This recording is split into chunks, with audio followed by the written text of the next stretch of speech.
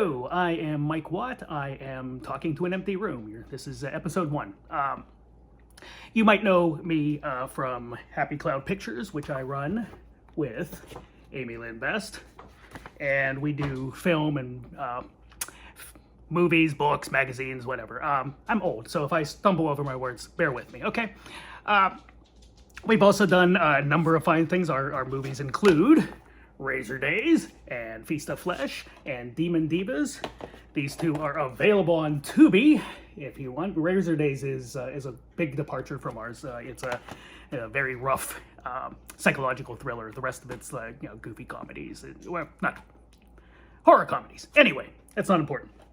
What I want to talk to you about today, is my new book, The Mostly True Story of Rudabaugh and Webb. Now, most of my fiction career has been focused on horror, and I'm also known as a horror writer, and I'm fine with that. Rudabaugh and Webb actually started out as a horror comedy. A horror western. For decades, I've been working on this epic fantasy thing, like Game of Forts, with vampires and wizards in the Old West. And during the pandemic, I finally sat down to write it. I've been thinking about this story since I was, 14 years old. I started to write this story, the vampire western thing, and I decided to mix in genuine historical people: Doc Holliday, Mysterious Dave Mather, Wyatt Earp, and I chose my main character, Dave Rudabaugh, because he was a real-life figure who met everybody. Jesse James, Wyatt Earp, Doc Holliday, Billy the Kid. He wound up, he's part of Billy the Kid's gang, but actually Billy rode with him.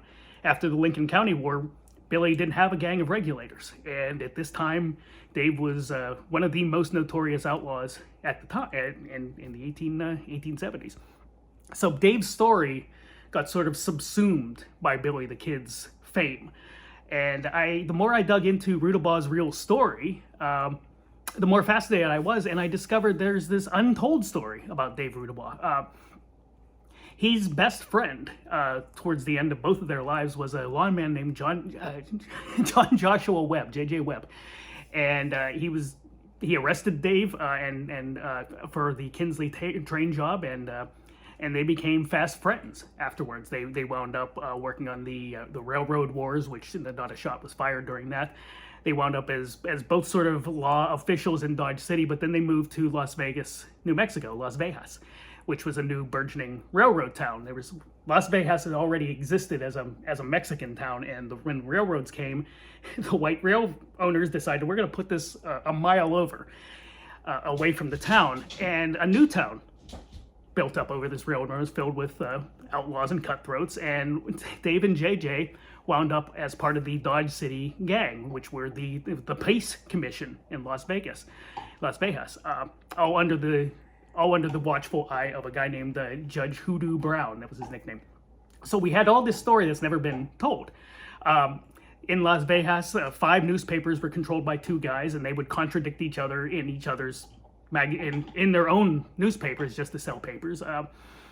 It was more and more fascinating I got into. And then my dad, Bill Watt, who's a historian and a writer as well, found me a copy of a book called Rudabaugh Border Ruffian, okay?